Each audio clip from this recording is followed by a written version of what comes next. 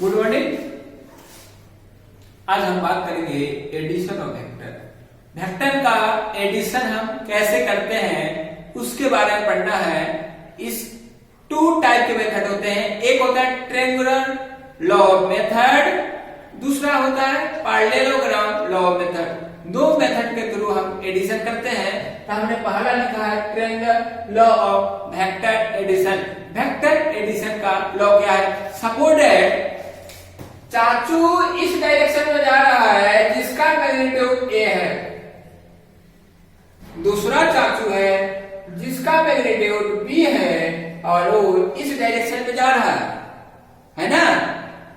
तो क्या होगा, इसको हम क्या करेंगे, चाचू का एक बात आपको बता दे, ये हेड है, एरो किसको शो कर रहा है? डायरेक्शन को शो कर रहा है। ये हमारा टेल पॉइंट है, ये हमारा हेड पॉइंट है। ये लाइन हमें मैग्नीट्यूड को शो करता है, मैग्नीट्यूड को शो करता है, एरो हमारे डायरेक्शन को शो करता है। तो ए वेक्टर का जो चाचू का वेक्टर है, यहां से चाचू यहां मैग्नीट्यूड, इतना मैग्नीट्यूड है चाचा का, तो चाचू का जो हेड है और इस चाचू का जो टेल है उसको चिपका के उसी एंगल पे ये क्या करेंगे, ड्रॉ कर देंगे बी वेक्टर, है ना। अब देखो क्या, दोनों वेक्टर के दोनों के डायरेक्शन में कुछ एंगल है, कुछ एंगल पे क्या है, इनक्लाइंड है, कुछ एंगल पे क्या है, इनक्लाइंड है। सपोर्ट है तो एंगल क्या है, बीटा या अल्फा है, कुछ भी मान लो, तुम पे डिपेंड है भैया। हम लिख देते हैं बीटा, चलो बीटा है। दोनों वेक्टर के बीच में एंगल क्या है, बीटा है। ए वेक्टर एंड बी वेक्टर, हमने ट्रायंगल की बात किया था ना। एक दूसरा वेक्टर है, अब देखिए इन दोनों वेक्टर के बीच का एंगल क्या है, बीटा है। एक थर्ड वाला लाइन हमने क्या किया, ड्रॉ कर दिया, मिला दिया भैया। मामू गुस्सा हो रहे थे, मामू इसलिए गुस्सा हो रहे थे कि हमारा कहीं रिप्रेजेंटेशन नहीं है, हमें कहीं यूज नहीं किया, इसलिए हमने मामू को यूज कर लिया। अब देख, इसको हमने आर से रिप्रेजेंट किया है, इसको हमने आर से रिप्रेजेंट किया। हम पहले ही आपको बोले थे, एक सपोर्ट और देख लो, सपोर्ट दैट हम एक लाइन यहां से अगर ड्रॉ करते हैं, यहां है ना, परपेंडिकुलर हमने ड्रॉ कर दिया इस लाइन पे, बी वेक्टर है ना। तो इसका सॉल्यूशन आपको बताएंगे कैसे होता है। मान लो एक ट्रायंगल बना ना, एक ट्रायंगल बना ए बी एंड सी, है ना, एक ट्रायंगल बना ए बी एंड सी। इसके दो कंपोनेंट होगा, क्या क्या होगा, ये देखो, ये देखो क्या क्या इसके कंपोनेंट हो गए, ए बी सी है, ये बीटा एंगल है और इसका मैग्नीट्यूड है बी वेक्टर। तो इसके दो कंपोनेंट होंगे, एक इसके साथ वाला, एक इसके साथ वाला बी बी कॉस बीटा, जो इसके साथ है, जो इसके साथ है वो होगा बी वेक्टर कॉस बीटा। जो इसका अपोजिट वाला, इसके सामने वाला जो साइड है, इसका होगा बी वेक्टर साइन बीटा, है ना। इसके दो कंपोनेंट हुआ जिसको हम यहां लिख दिए, ये हो गया बी वेक्टर साइन बीटा, ये हो गया बी वेक्टर कॉस बीटा, है ना। ये समझ में आ गया आपको कैसे।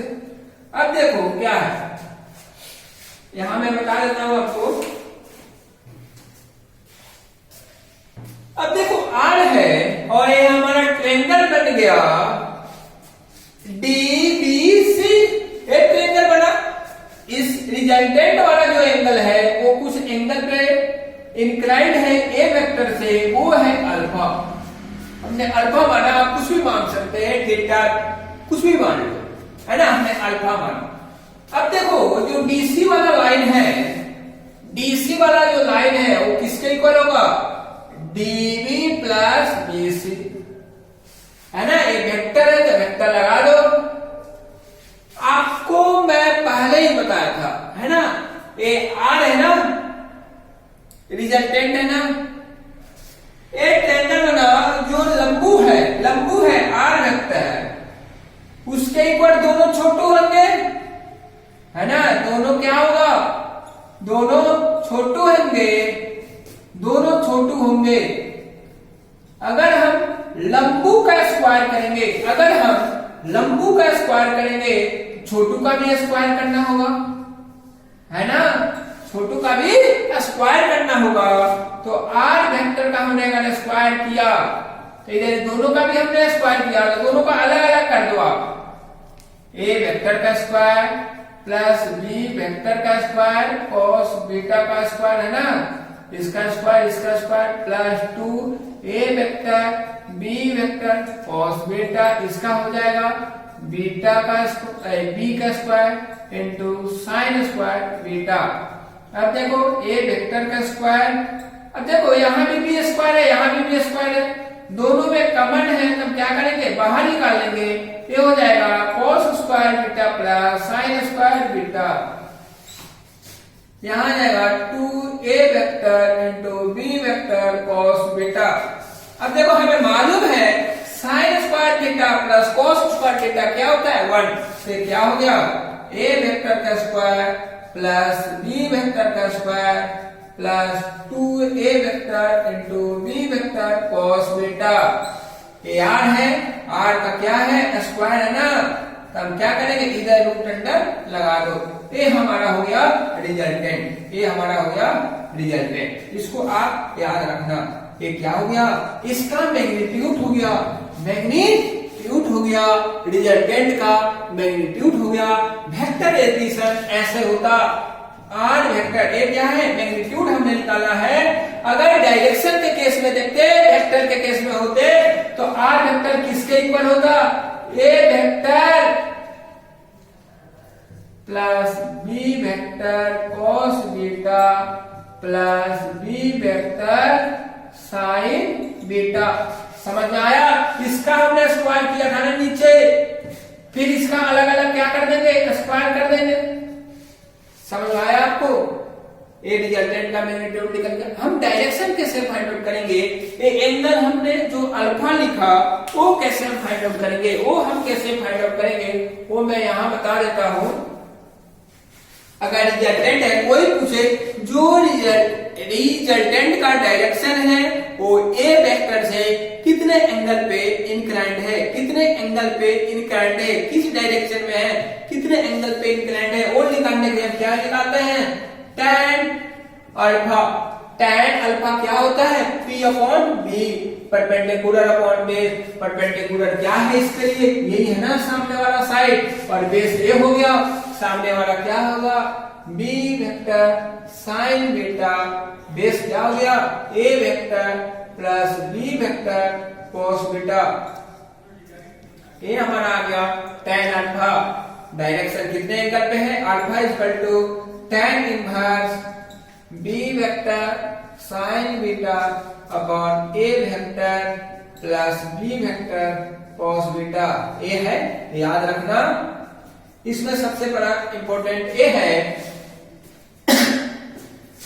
सबसे पहले हमें ये देखना है दोनों वेक्टर के बीच में एंगल कितने का है, ये हमें ध्यान रखना है, ये हमें ध्यान रखना है। सबसे ज्यादा कंफ्यूजन यही होता है, इसको रट्टा नहीं मारना, इसको रट्टा नहीं मारना, हमें सिर्फ कंसेप्ट समझना है, याद इसको रखना है। इन दोनों के बीच में एंगल क्या है, यही सबसे बड़ा कंफ्यूजन है। सबसे ज्यादा कंफ्यूजन यही क्रिएट करता है एंगल। एंगल पहचान में आना चाहिए, कौन सा एंगल कहाँ यूज हुआ है, किसके बीच में है।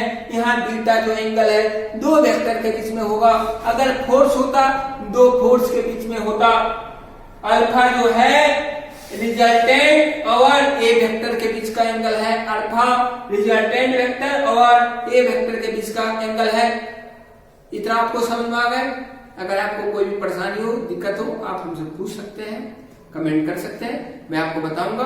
आप इसको घर पे एक बार डिवीजन करना है ना, इस पे जितने भी न्यूमेरिकल हैं वो करना, सोल्व करना, आपको इजीली समझ में आ जाएगा। ट्रायंगल लॉ ऑफ एडिशन हमने इसलिए पढ़ा, कैसे याद रखना, इलेक्ट्रिक करंट के पास मैग्नीट्यूड भी होता है और डायरेक्शन भी होता है, फिर भी वो वेक्टर क्वांटिटी नहीं है। क्यों, ये बात आ सकता है ना, कोई पूछे इलेक्ट्रिक करंट के पास मैग्नीट्यूड भी होता है और डायरेक्शन भी होता है, फिर भी वो वेक्टर क्वांटिटी नहीं है। क्यों? क्योंकि वो triangle law of vector addition को फुलफिल नहीं करता। ट्रायंगल लॉ जो है उसमें लागू नहीं होता, इसलिए उसके पास दोनों होते हुए भी, इलेक्ट्रिक करंट के पास मैग्नीट्यूड एंड डायरेक्शन होते हुए भी वो क्या नहीं है? वेक्टर नहीं है, वो वेक्टर नहीं है। थैंक यू, आप पढ़ें।